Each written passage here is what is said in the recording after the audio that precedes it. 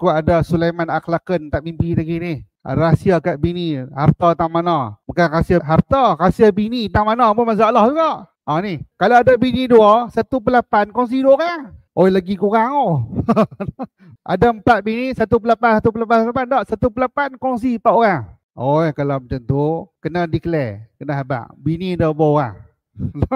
Tinggal isteri dan anak angkat. Ada tak ibu dia? Ibu ada tak? Ibu dah si mayit. Bapa pun tak ada. Si isteri tu dapat 1/4 juga. 1/4. Tak boleh lebih. Maksudnya isteri ni contoh.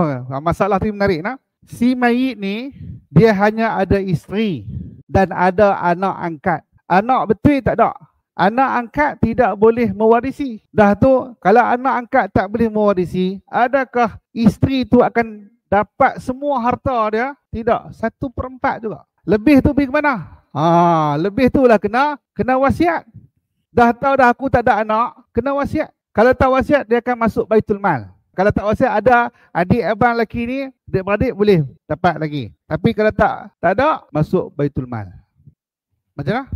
Anak angkat tak ada apa. Tu kata kena wasiat ataupun kena hibah. Masa hidup kena buat urusan sekarang. Kita ni dah boleh rancang dah. Bila nak mati tak tahu. Tapi kita ada anak. Kalau ada anak lelaki, insya-Allah selesai. Anak harta kita tak pergi ke mana dah. Tapi kalau tak ada anak lelaki, pak menekan lah. Tapi bukan pak menekan, adik-beradik dia. Baitul Mal lebih daripada itu. Maksudnya isteri takkan dapat semua. Baitul Mal baki semua. 3/4. Ikutlah kalau di situ kalau ada lelaki boleh dapat tapi kena mahkamah yang tentukan berapa. Tapi kalau ikut harta tu memang dia tak ada bahagian di sini melainkan semuanya akan masuk ke Baitul Mal. Kita yang membahagikan pada waktu tu mewasiatkan kita tulis. Lebih baik kita tulis lah. Bila kita tulis kita sign tangan-tangan kita. Lepas tu kita ada saksi. Itu kuat lah tu. Kita dah tulis. Tapi kalau secara lisan sebenarnya masih takut yang jadi saksi tu mati dulu. Penting sekarang ni bila kita ada si mayit, kita tanya dulu ada tak ayah, ada tak mak, berkongsi di dua ni. Dan kalau ada ayah, harta si mati kalau tak ada anak, ayah dapat asabah. Semua harta si anak ni kalau tak ada anak lelaki balik pada Tok Wan. Sebab apa? Tok Wan nak kena belah anak perempuan tu. Tok Wan jadi wali kepada anak perempuan ni. Tu kata peranan ni penting. Asal, usul ni. Betul baru tanya suami ada tak ada? Suami ataupun isteri ni pasangan. Az-zawjiyah. Betul baru anak. Ada lagi soalan. Banyak soalan pakai tak mengaji kita ni. Kaedah yang sama. Mayit, seorang yang meninggal tadi tu, dia tidak meninggalkan ibu, tidak meninggalkan ayah, tidak meninggalkan pasangan. Dan tidak meninggalkan anak. Dan hanya ada anak angkat tetapi dibinkan kepada dia. Maka sebenarnya harta dia ni adalah semua milik Baitul Mal. Kerana anak angkat tidak akan mewarisi. Anak tu tak tahu kata dia tu anak angkat. Jadi kalau anak tak tahu, kita yang tahu kena beritahu. Bukan pasal kita nak berebut harta tak, kita kena beritahu.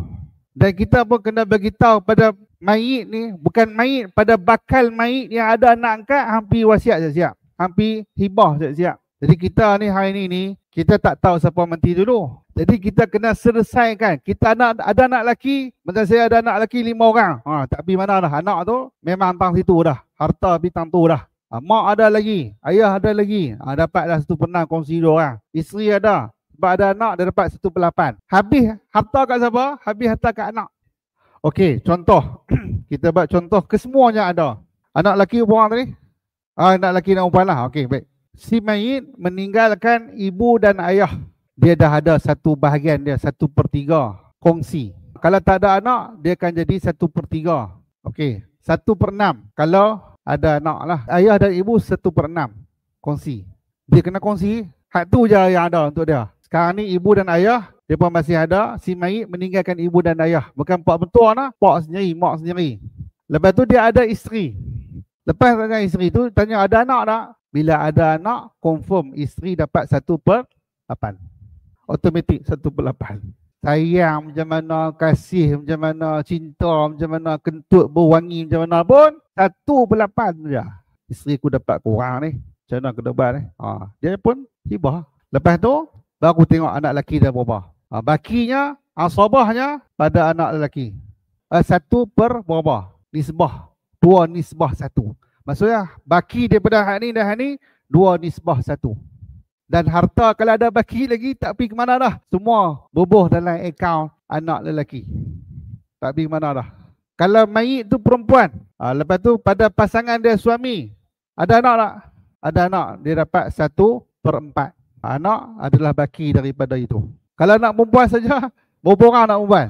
Seorang, dia dapat 1/3. Baki tu akan patah balik kepada Tok Wan. Tok Wan tak ada. Tok Wan tak ada, tengok Pak Menakan. Kalau Pak Menakan tak ada, harta tu ke Baitul Mal. Pasangan dia takkan dapat asabah. Itu yang kata penting, bila kita tahu dah tak dapat asabah, kita kena hibah dan juga wasiat kepada sesuatu yang berkenaan. Kita faham ilmu ni, bila kita tahu macam mana pusingan harta kita nak ke mana, kita kena wasiat dan kita kena hibah. Kalau contoh anak kita semua kaya, kalau dapat lagi anak kaya lagi kaya, bila aku nak buat pahala untuk aku, kita pun aku ni nak hibah lah siap-siap, aku nak wakah lah siap-siap, atau nak wasiat siap-siap. Harta aku ni semua kalau aku mati aku nak wakah ke hadis contohnya. Contoh kan.